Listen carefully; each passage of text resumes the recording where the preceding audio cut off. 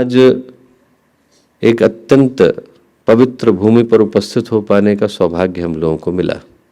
पतितों को पावन करने वाली, पीड़ितों का उद्धार करने वाली माँ गंगा की निर्मल धारा हम लोग सोच करके देखें, हमसे थोड़ी ही दूर पर प्रवाहमान है।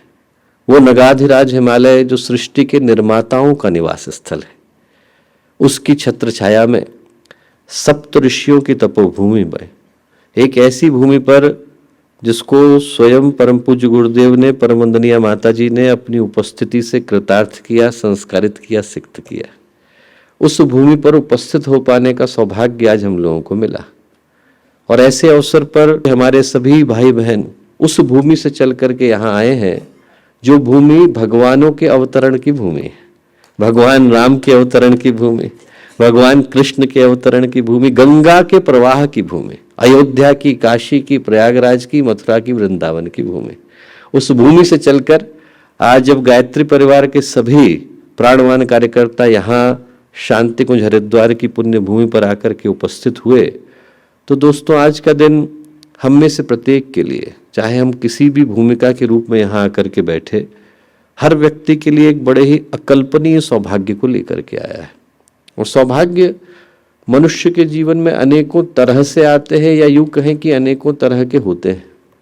कुछ सौभाग्य तो ऐसे होते हैं जिनका व्यक्तिगत, सांसारिक, भौतिक, लौकिक मूल्य है। पद मिल जाए, प्रतिष्ठा मिल जाए, पैसा मिल जाए, घर में शादी हो, ब्याह हो, नए बच्चे का आगमन हो, तो इस पर एक व्यक्ति, एक परिवार अपने सौभाग्य को सराहता है, उनके लिए खुशी का माहौल आता है। और इन सौभाग्यों के साथ एक बात है, मिलते हैं तो बिछुड़ने की सीमा निर्धारित हो जाती है।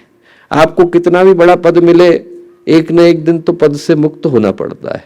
कितनी भी प्रतिष्ठा मिले, एक न एक दिन तो कम पड़ती है। आदमी को दुनिया की सारी संपत्ति भी मिल जाए तो एक न एक दिन तो चुक ही जाती है। ये जितने भी सौभाग्य हैं, नोबेल प्राइज भी मिले तो अगले वर्ष किसी और को मिलते ही पुराना हो जाता है। तो व्यक्ति बड़े से बड़े सम्मान को, उपाधि को ग्रहण कर ले, सांसारिक उपलब्धियों की अपनी एक समय सीमा निर्धारित है। पर एक सौभाग्य ऐसा है जो सिर्फ व्यक्ति, परिवार के लिए नहीं आता, बल्कि पूरे समूह को, पूरे समाज को कृतार्थ करने के लिए आता है। कुलम पवित्रम जननी कृतार्थ वसुंधरा पुण्यवती च तेन। ऐसे महापुरुष जब धरती पर आते हैं कि जिनके आने के बाद कुल पवित्र हुआ, जननी कृतार्थ हुई, और वसुंधरा ने अपने सौभाग्य को सराहा कि हमारे समय में उनके चरण धरती पर पड़े थे। ऐसे महापुरुषों का जब धरती पर आगमन होता है, अवतारी चेतनाओं का, ईश्वरी विभूतियों का आगमन होता है और उनके साथ जुड़ पाने का सौभाग्य मिलता है, तो न जाने कितने लोगों के जीवन में कल्याण की धारा को प्रशस्त करके जाता है। वो सौभाग्य हर गायत्री परिजन को मिला।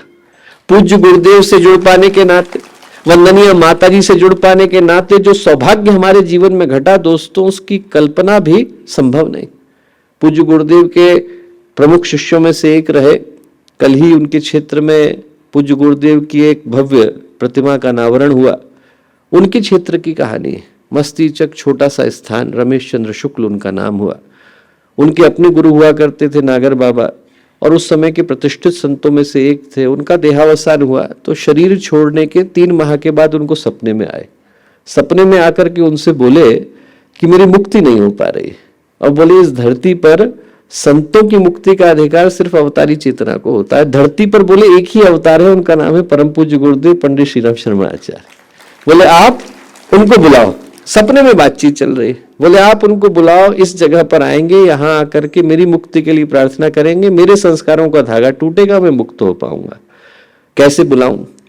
उन्होंने कहा आप कल से अनुष्ठान को शुरू करो, 5 वर्ष का अनुष्ठान हो जाएगा, गुरुदेव को चिट्ठी लिखना, गुरुदेव आएंगे। उन्होंने कहा ठीक। अगले दिन से अनुष्ठान शुरू किया। नित्य प्रति का अनुष्ठान करते 3 वर्ष गुजर गए। 3 वर्ष के बाद उनके मन में संदेह आया। उनको लगा कि देखो मैंने एक सपना देखा था, सपने के आधार पर अनुष्ठान शुरू कर दिया, सपने झूठे भी होते हैं।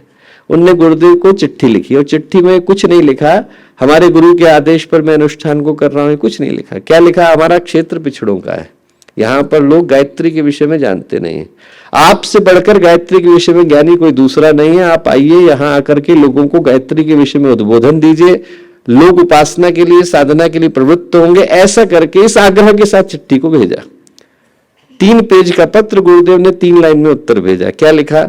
आपका पत्र मिला, समाचार जाने, अभी 3 ही वर्ष हुए हैं, 2 वर्ष अभी बाकी है, प्रतीक्षा कीजिए, 2 वर्ष और कीजिए।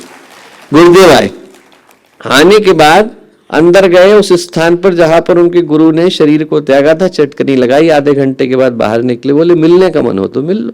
किससे मिल लो नहीं पता। अंदर गए, देखा उनके गुरु जो 5 वर्ष पहले शरीर त्याग गए थे साक्षात खड़े थे, और उनके गुरु उनसे बोले, जो बोले वो हम में से प्रत्येक से बोले, बेटा गुरु जीवन में आते हैं और जाते हैं, दीक्षा के गुरु अलग, शिक्षा के गुरु अलग, न जाने कितने गुरु मिलते हैं और छूट जाते हैं, तुझे भगवान मिल गए हैं, छोड़ना नहीं।